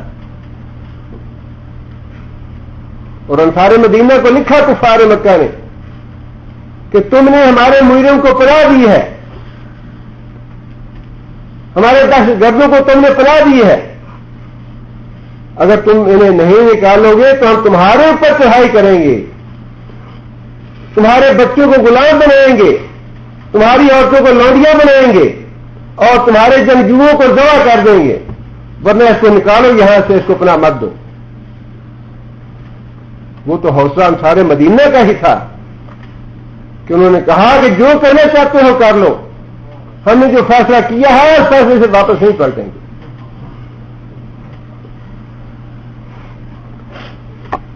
یہ احسان اللہ تعالیٰ نے جتلایا نبی صلی اللہ علیہ وسلم کو کہ اے محمد صلی اللہ علیہ وسلم، آپ یتیم تھے لیکن آپ نے آپ کی سرپرستی بہترین طریقے سے ہم نے شروع سے لے کر آخر تک کی.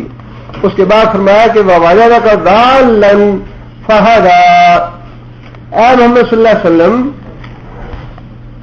ہم نے آپ کو نہ واقف راہ پایا، نہ آشنا پایا صراط مستقیم سے، فَهَدَىٰ، اور آپ کو صراط مستقیم کی طرف رہنمائی کی. نبی کبھی بھی نبوت سے پہلے کی زندگی میں بھی شرک میں مبتلا نہیں ہوتا. حضرت خدیجہ رضی اللہ تعالیٰ عنہا فرماتی ہیں کہ رسول اکرم صلی اللہ علیہ وسلم یہ بات مجھے آ کے فرمایا کرتے تھے کہ اللہ کی قسم میں کبھی لات کی اور عزا کی بندگی نہیں کروں گا. اور پھر نبی صلی اللہ علیہ وسلم کے علاوہ بھی چند ایک اصحاب ایسے تھے جن میں سے حضرت عمر کے سوتیلے بھائی حضرت زید بن خطاب بھی تھے، جن کے بارے میں آتا ہے کہ نبی صلی اللہ علیہ وسلم کی بعثت مبارک سے پہلے بیت اللہ شریف میں بیٹھتے اور یہ بات کہتے کہ جس طرح یہ لوگ بتوں کی پوجا کرتے ہیں، ان کے آگے سر جھکاتے ہیں، اس سے ہم بیزار ہیں، اس سے نفرت کرتے ہیں، یہ چیز ہمیں پسند نہیں. لیکن ہمیں یہ پتہ نہیں ہے کہ ہم ایک اللہ کی بندگی کیسے کریں. اگر ہمیں یہ پتہ چل جائے کہ ایک اللہ کی بندگی کیسے کرنی ہے تو ویسے ہم اللہ کی بندگی کریں. یہ ہے وہ بات جو اللہ تعالیٰ نے یہاں ارشاد فرمائی کہ اے محمد صلی اللہ علیہ وسلم، ہم نے آپ کو ناواقف راہ پایا، توحید سے تو آپ آشنا تھے، بتوں سے کا شرک جو ہے وہ تو سوال ہی پیدا نہیں ہوتا کسی نبی سے کہ وہ سرزد ہو. لیکن توحید کے تقاضے کیا ہے، اللہ تعالیٰ کی بندگی کرنی کیسے ہے، اس بات کا رسول اکرم صلی اللہ علیہ وسلم کو علم نہیں تھا. اور اس بارے میں اللہ تعالیٰ نے خود ہی یہ بات ارشاد فرمائی، ما کنت تدری مل کتاب ولل ایمان. اے محمد صلی اللہ علیہ وسلم، آپ کو یہ علم نہیں تھا کہ قرآن مجید میں تو نازل کیا جائے گا، اور آپ کو یہ بھی علم نہیں تھا کہ ایمان کے تقاضے کیا ہے، ایمان کے اصول کیا ہے، ایمان کے ارکان کیا ہے، اور اس دین جو ہے اسلام، اس کی تفصیلات یا اس کے احکام اور اس کے اصول کیا ہے. ان باتوں سے آپ واقف نہیں تھے، لیکن ہم نے آپ کو اس بات کی ہدایت دی، ہم نے آپ کی رہنمائی کی اس طرف. یہ بھی اللہ تعالیٰ نے بطور احسان نبی صلی اللہ علیہ وسلم کو یہ بات ارشاد فرمائی. اور پھر آگے یہ بات ارشاد فرمائی کہ وَوَجَدَكَ عَائِلًا فَأَغْنَىٰ. عائلن اسم فاعل ہے، عائلن کا معنی ہے محتاج. اے محمد صلی اللہ علیہ وسلم، ہم نے آپ کو محتاج پایا اور آپ کو غنی کر دیا. ظاہر محتاجی کا تعلق بھی یتیمی کے ساتھ ہے. نبی صلی اللہ علیہ وسلم کے وارث ایک لونڈی اور ایک اونٹنی کے علاوہ والد کی کوئی میراث نہیں تھی. یہ دو چیزیں تھیں جو والد چھوڑ کے گیا اپنی اولاد کے لیے، اور یہ دونوں چیزیں ہی ایسی ہیں جو گھر کی ضرورت سے جن کا تعلق گھر کی ضرورت سے ہے. ان کو انسان بیچ کے اپنے گھر کا گزارا نہیں کر سکتا،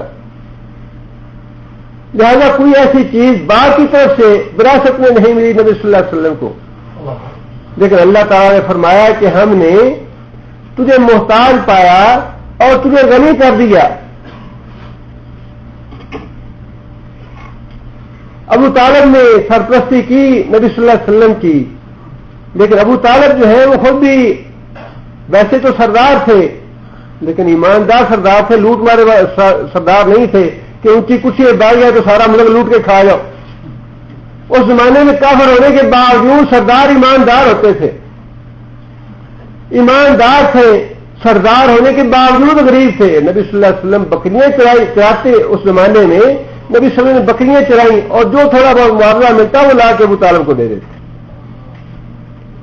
لیکن جب نبی صلی اللہ علیہ وسلم کی امانت اور صداقت کے چرچے ہوئے تو خدیجہ رضی اللہ تعالیٰ عنہا جو بیوہ تھیں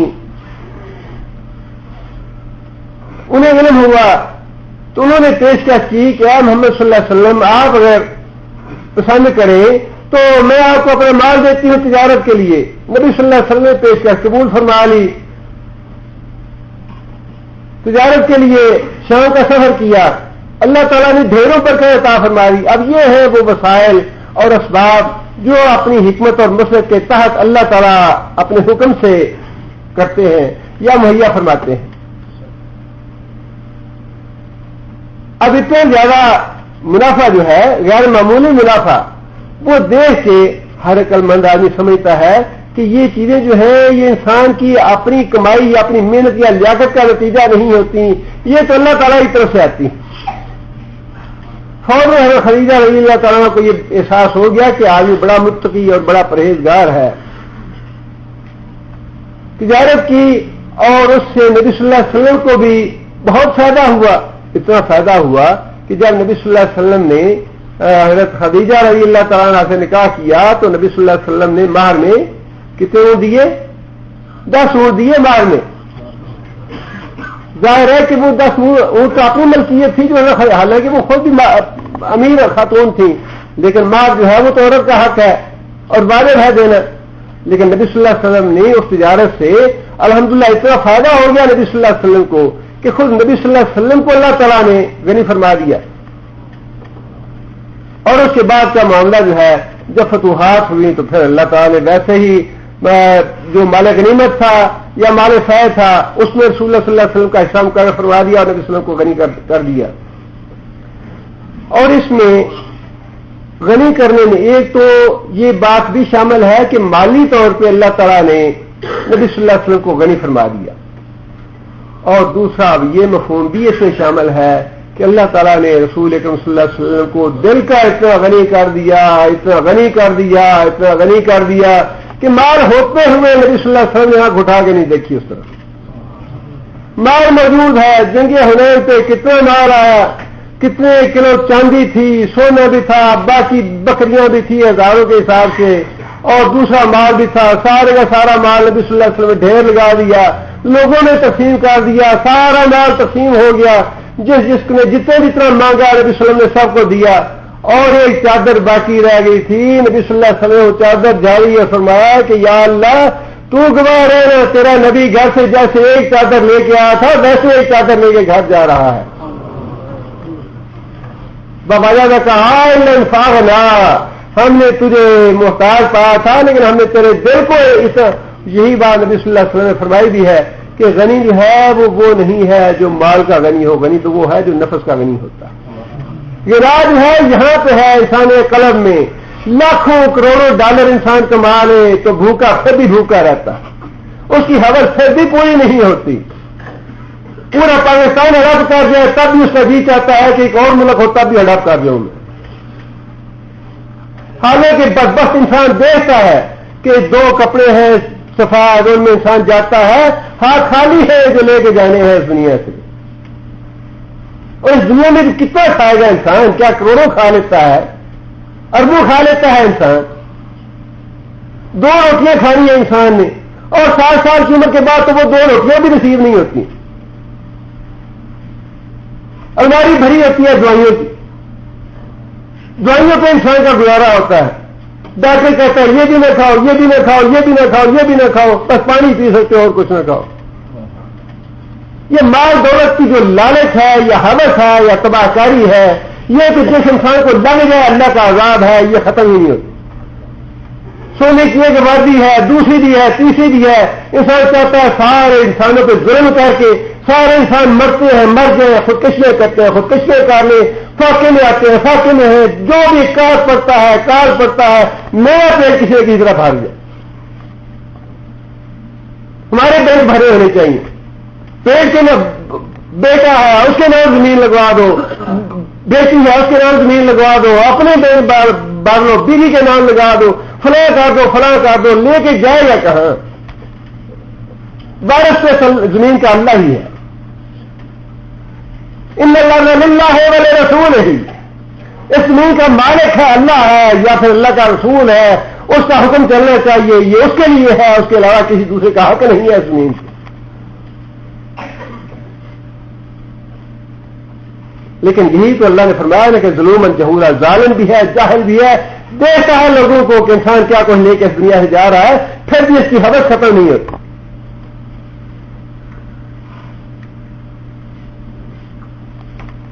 فرمایا کہ اے محمد صلی اللہ علیہ وسلم ہم نے تمہیں ویسے بھی محتاج نہیں رہنے دیا اور دل کا بھی اتنا غنی کر دیا ہے، اتنا ایسا تمہیں دل عطا کیا ہے کہ مال دولت کی تمہیں حاجت ہی نہیں رہی. اپنی بیویوں کو بھی فرما دیا کہ بھائی میں تو فقیر آدمی ہوں، درویش آدمی ہوں، میرا گھر تو نبیوں کا گھر ہے، میرے ساتھ رہنا چاہتی ہوں تو رہ لو، نہیں رہنا چاہتی تو اللہ خاص صلاح کسی امیر آدمی کے پاس چلی. حضرت عمر نے دیکھا کہ رسول اللہ صلی اللہ علیہ وسلم کھجور کے پتوں کی چٹائی پہ لیتے ہیں، آنسو نکل آئے اور عمر کیوں روتے ہو؟ فرمایا کہ یا رسول اللہ کیسے کسی کے بادشاہ دنیا دار ہیں، اللہ کے رسول کے نافرمان ہیں، منکر ہیں، یا رسول اللہ ان کے پاس بڑی دولت ہے، عیش ہے، آرام ہے، اور آپ اللہ کے رسول اور آپ کے لیے صرف یہ کھجور کے پتوں کی چٹائی اور یہ تکیہ آپ کا. کیا یا رسول اللہ یہ دیکھ کے مجھے رونا آ گیا. فرمایا کہ عمر تم کس درجے میں ہو، تم کس کیفیت میں ہو؟ کیا تمہیں یہ پسند نہیں ہے کہ دنیا اللہ کافروں کو دے دے اور ہمیں اللہ آخرت دے؟ ہمارے لیے تو آخرت ہے. فرمایا کہ محمد صلی اللہ علیہ وسلم ہم نے آپ کو غنی کر دیا دل کے ساتھ بھی اور مال کے ساتھ. آگے پھر اللہ تعالیٰ نے یہ بات شاہ فرمائی.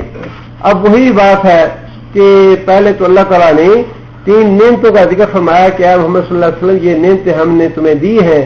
پھر انہی 3 نعمتوں کے حوالے سے اللہ تعالیٰ نے نبی صلی اللہ علیہ وسلم کو یہ نصیحت فرمائی کہ تم ان حالات سے گزرے ہو، یتیمی سے بھی گزرے ہو، غربت سے بھی گزرے ہو، لہذا فاما الیتیم فلا تقہر، کیونکہ دوسرے لوگ ایسا کرتے ہیں. کلا بل لا تکرمون الیتیم، فرمایا کہ تمہارا حال یہ ہے کہ تم یتیم کو حقیر سمجھتے ہو، یتیم کے سر پہ ہاتھ نہیں رکھتے، یتیم سے محبت نہیں کرتے. ارایت الذی یکذب بالدین فذلک الذی یدع الیتیم، یتیم کو دھکے دیتے ہو، اس کا مال کھائے رہتے ہو. فرمایا کہ اگر تم کسی کو محمد صلی اللہ علیہ وسلم یتیم پاؤ تو اس پہ کوئی جبر کرنا یا اس پہ زیادتی کرنا، اس کا حق چھیننا، اس پہ کوئی اس کا دل دکھانا، تمہارا کام یہ نہیں ہونا چاہیے. اب اس کا مطلب یہ نہیں ہے کہ معاذ اللہ نبی صلی اللہ علیہ وسلم ایسا کرنے والے تھے.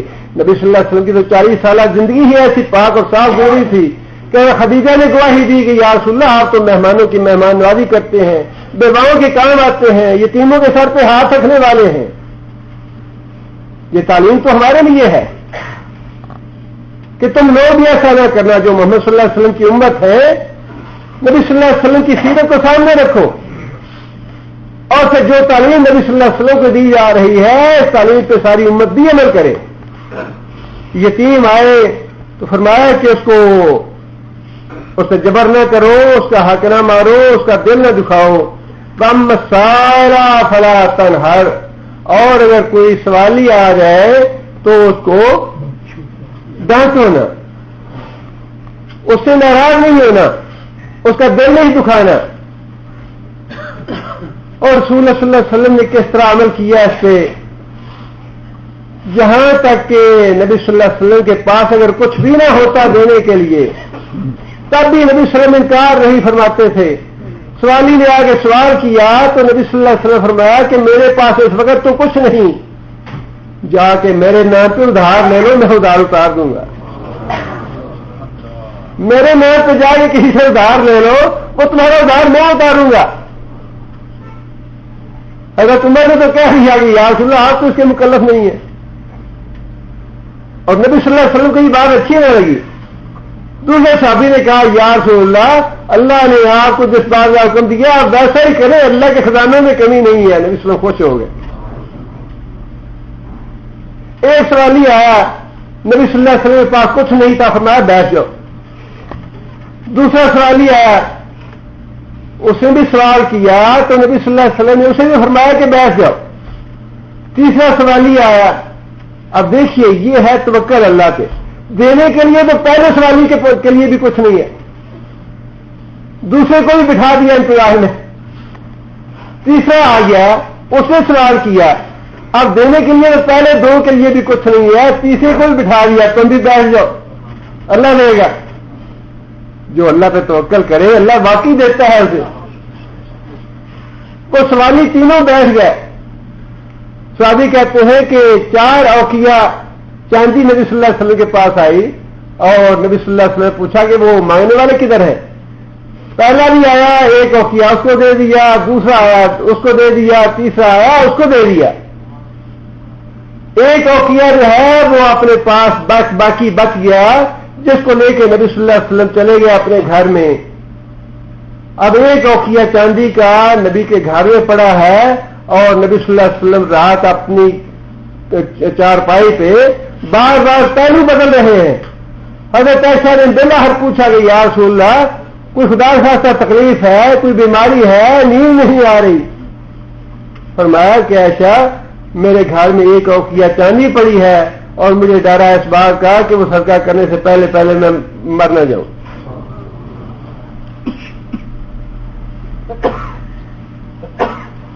فرمایا کہ اور پھر اس کے ساتھ یہ بھی اس کا مفہوم ہے کہ اگر کوئی دین کا مسئلہ پوچھنے کے لیے ہے، سوال دونوں طرح کے ہو سکتے ہیں. مالی سوالی بھی ہو سکتا ہے جو مال طلب کرنے والا ہو، اور دین کے حوالے سے بھی سوالی ہو سکتا ہے جو دین کا مسئلہ پوچھنا چاہتا ہو. اور اس کے معاملے میں بھی تاریخ شاید ہے. ایک دفعہ نبی صلی اللہ علیہ وسلم نے کچھ اظہار ناراضگی فرمایا جب لوگوں نے یہ سوال کیا کہ یا رسول اللہ میرا باپ کون ہے. اس سے نبی صلی اللہ علیہ وسلم ناراض ہوئے کہ بھائی ایسی بات تم مجھ سے پوچھتے ہو، اگر تمہیں معلوم ہو جائے تو تمہیں دکھ ہوگا، رنج ہوگا، اس لیے ناراض ہوئے کہ یہ مسئلہ ایسا ہے اگر میں بتاؤں گا تو تمہیں تکلیف ہوگی. اس لیے نبی صلی اللہ علیہ وسلم اس کے علاوہ پورا ذخیرہ حدیث آپ اٹھا دیکھ لیجئے، کبھی ایسا نہیں ہوا کہ کسی نے کیسا ہی سوال کیا اور نبی صلی اللہ علیہ وسلم ناراض ہوئے اس سے. یا رسول اللہ روزے کی حالت میں میں نے اپنی بیوی کے پاس چلا گیا ہوں، کیا حکم ہے؟ فرمایا کہ 60 مسکین کو کھانا کھلاؤ، ایک غلام آزاد کرو، 60 روزے رکھو. کہہ رہے یا رسول اللہ غریب آدمی ہوں، نہ غلام آزاد کر سکتا ہوں، نہ 60 مسکینوں کو کھانا کھلا سکتا ہوں، اور 2 مہینے کے روزے کہاں میں تو ایک بھی پورا نہیں کر سکا، اسی وجہ سے تو پھنسا ہوا ہوں، 2 مہینے کے روزے کہاں رکھوں گا. فرمایا کہ اچھا بیٹھ جاؤ. صدقہ آیا کھجوروں کا، اور نبی صلی اللہ علیہ وسلم فرمایا کہ وہ آدمی کی طرح مسئلہ پوچھنے والا کہنے لگا یا رسول اللہ حاضر ہو. فرمایا کہ یہ لے جاؤ مدینہ کے غریب لوگوں میں جا کے تقسیم کر دو. کہنے لگا یا رسول اللہ کیا آپ سے بھی زیادہ غریب لوگوں کو دوں؟ مدینہ میں مجھ سے زیادہ غریب ہے ہی نہیں کوئی. نبی صلی اللہ علیہ وسلم اتنا ہنسے یا مسکرائے کہ نبی صلی اللہ علیہ وسلم کی داڑھی مبارک نظر آنے لگی. فرمایا کہ اچھا جاؤ جا کے خود ہی کھا.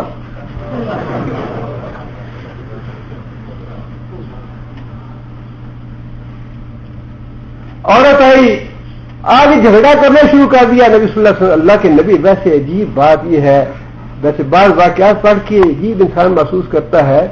ایک طرف سے معاملہ ایسا ہے کہ حضرت عمر جیسا جری آدمی دلیر آدمی کہتا ہے کہ میں نبی صلی اللہ علیہ وسلم سے بات کرتے ڈرتا تھا، بعض اوقات ہمت نہیں پڑتی تھی سوال کروں. لیکن بعض اوقات نبی صلی اللہ علیہ وسلم ایسی عام خواتین جو تھیں وہ آ کے اس طرح جگڑتی نبی صلی اللہ علیہ وسلم سے، اور نبی صلی اللہ علیہ وسلم اس قدر شفقت کے ساتھ، محبت کے ساتھ، پیار کے ساتھ بات سمجھاتے یا بات کرتے کہ یہ عجیب 2 پہلو ہیں کہ اتنا روب بھی رکھنا، اپنا قائم رکھنا، روب میں بھی فرق نہ آئے، اور اتنی محبت اور شفقت بھی ہونا کہ کوئی مسئلہ پوچھتے ہوئے یا بات کرتے ہوئے جھجکے بھی نہ، ڈر بھی نہ آئے. حالانکہ دونوں متضاد باتیں ہیں. جہاں روب ہوگا وہاں ہیزیٹیشن تو ہوگی، اور جہاں یہ ہیزیٹیشن آپ بچوں سے ہیزیٹیشن ختم کر دیں بچے بدتمیز ہو جائیں گے. لیکن یہ اللہ کے رسول تھے. لیکن یہ دونوں باتیں نبی صلی اللہ علیہ وسلم نے ایسی متضاد تھی نبی صلی اللہ علیہ وسلم کی سیرت میں، لیکن قائم تھی. یعنی ایسی باتیں جو ہم آپس میں نہیں کر سکتے. یا رسول اللہ میں نہیں رہنا چاہتی اس کے ساتھ، یہ تو ایسا اور ایسا ہے. نبی صلی اللہ علیہ وسلم اور پھر نبی صلی اللہ علیہ وسلم نے دوسری عورت تھی، اس نے فرمایا کہ بھائی وہ تمہارے پیچھے پیچھے پھر رہا ہے، اگر تم رہ سکتی ہو اس کے ساتھ تو گزارا کر لو. یا رسول اللہ آپ یہ بتائیں کہ آپ مجھے مشورہ دے رہے ہیں یا حکم ہے آپ کا؟ فرمایا کہ میرا مشورہ ہے. کہ نہیں میں گزارا نہیں کر سکتی، میں نہیں رہوں گی اس کے ساتھ. عورت آئی، آگے جھگڑا کرنا شروع کر دیا کہ یا رسول اللہ میرا شوہر ہے، اس نے مجھے ماں کہہ دیا ہے. کہ سمے اللہ قول اللہ تھی تجا دلوں کا پھر رونے کا. جھگڑا کر رہی تھی، تجا دلوں کا. عورت کا آ کے نبی کے ساتھ جھگڑا کرنا ٹھیک ہے، دکھ ہوا، رنج ہوا کہ یا رسول اللہ میں نے اپنی جوانی گزاری، میرے بچے ہیں، میرا گھر بار ہے، بوڑھی ہو گئی ہوں، اب میں یہاں سے کہاں جا کے رہوں، میرا کوئی گھر نہیں ہے، کہیں ٹھکانا نہیں ہے. یا رسول اللہ یہ ہو گیا، مجھے بتائیں آپ کیا کروں میں؟ اللہ کے رسول نے نہ تو اس کو ڈانٹا ہے، نہ ناگواری کا احساس کیا ہے، بالکل تحمل کے ساتھ آرام کے ساتھ خاموشی اختیار فرما رہے ہیں. وہ عورت جو ہے بار بار پوچھتی ہے مجھے مسئلہ بتائیں، میرا گھر برباد ہو گیا، کیا کروں میں؟ نبی صلی اللہ علیہ وسلم نے بڑی خندہ پیشانی کے ساتھ خاموشی اختیار فرمائی. اور جب وحی نازل ہوئی تو نبی صلی اللہ علیہ وسلم نے فرمایا کہ مبارک ہو تمہارا مسئلہ اللہ نے حل کر دیا.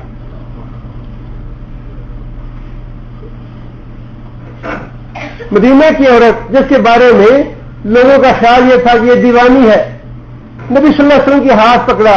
یا رسول اللہ میں آپ سے بات کرنا چاہتی ہوں. فرمایا کہ اچھا کوئی ایسی جگہ جہاں پہ ہمیں کوئی ڈسٹرب نہ کرے، کوئی الگ جگہ دیکھا میں وہاں بات سنتا ہوں. فرمایا کہ صحابی کہتے ہیں کہ جب تک اس عورت نے نبی صلی اللہ علیہ وسلم کا ہاتھ خود نہیں چھوڑا، نبی صلی اللہ علیہ وسلم نے اپنا ہاتھ نہیں چھوڑایا اس کو. اور ہمارے پاس وقت ہی نہیں ہے جی. کوئی سوال ہی آ جائے، کسی کی کوئی حاجت ہو، کوئی مشورہ کرنا ہو، کوئی مسئلہ پوچھنا ہو، جی بڑی مصروفیت ہے جی، میرے پاس وقت نہیں ہے. اتنے مصروف ہیں کہ اللہ تعالیٰ معاف کرے. حتیٰ جو تم المقابر والی بات ہے کہ نہ دین سیکھنا ہے، نہ دین پڑھنا ہے، نہ قرآن پڑھنا ہے، مسجد میں داخلے کے لیے وقت نہیں ہے، ذکر اذکار کے لیے وقت نہیں ہے. بس وقت اس وقت ہوگا جب قبر میں کھڈے میں جا گریں گے. وہی بات ہے جو اس سے پہلے اللہ تعالیٰ نے فرمائی کہ جب تم کھڈے میں جاؤ گے، قبر میں گرو گے، تو پھر تمہیں پتا چلے گا کہ اس طرز عمل کا انجام کیا ہے. آگے فرمایا کہ وَأَمَّا السَّائِلَ فَلَا تَنْهَرْ، اگر سوالی آ جائے تو اس کو ڈانٹو نہیں. وَأَمَّا بِنِعْمَةِ رَبِّكَ فَحَدِّثْ، اور جو نعمتیں اللہ نے دی ہیں ان کو بیان کرو. نعمتیں تو احسانات اللہ تعالیٰ کے ہر انسان پہ ہیں، بے بہا ہیں، بے شمار ہیں. یہاں بھی اللہ تعالیٰ نے نبی صلی اللہ علیہ وسلم کو حکم دیا کہ اس کا ذکر کرو. ذکر جو ہے کسی نعمت کا، کسی احسان کا، یہ دراصل اس نعمت کا شکریہ ادا کر، یہ ایک طریقہ ہے شکریہ ادا کرنے کا. ایک حدیث کا مفہوم اس طرح ہے کہ ایک آدمی نے تمہارے اوپر احسان کیا، تمہارے پاس اس احسان کا بدلہ اتارنے کے لیے کچھ بھی نہیں ہے، تم اس کے احسان کا بدلہ اتار نہیں سکتے. فرمایا کہ تم اس کی عدم موجودگی میں اس کے احسان کا ذکر کرو، یہ بھی اس کے احسان کا بدلہ ہے. اس کی اچھی بات کرو، اس کی تعریف کرو. فلاں آدمی نے میری پریشانی دور کی، فلاں آدمی نے میرا دکھ دور کیا، میری مدد کی یا میرے کام آیا، اس کی یہ تعریف کرنا جو ہے یہ بھی اس کے احسان کا بدلہ بن جائے گا. یہ ہے ایک طریقہ اللہ تعالیٰ کی نعمتوں کا شکر ادا کرنے کے لیے جس کا اللہ نے نبی صلی اللہ علیہ وسلم کو حکم دیا. ورنہ اللہ تعالیٰ کی نعمتوں کا شکر کرنا یہ ہے کہ انسان زبانی بھی دعاؤں کا، ذکر اذکار کا، تلاوت کا اہتمام کرے، یہ انسان کا زبانی شکر ہے. اور عملاً اللہ تعالیٰ کی اطاعت کرنا، رسول کی فرمانبرداری کرنا، ہر معاملے میں اللہ کی رضا کو سامنے رکھنا، اللہ کی ناراضی سے ڈرتے رہنا، یہ بھی اللہ کی نعمتوں کا شکر ہے. اور ان تمام طریقوں سے ہمیں اللہ کا شکر ادا کرنا چاہیے. یہ باتیں نبی صلی اللہ علیہ وسلم کو مخاطب کر کے اللہ نے فرمائی، لیکن یہ تعلیم ہم سب کے لیے ہے، اور نبی صلی اللہ علیہ وسلم کی سیرت کا کچھ حصہ جو ہے وہ اگلی سورہ میں اللہ نے بیان فرمایا ہے، جو انشاءاللہ اگلے درس میں بیان ہوگا۔ سبحان ربک رب العزت عما یصفون والسلام علی المرسلین والحمد للہ رب العالمین۔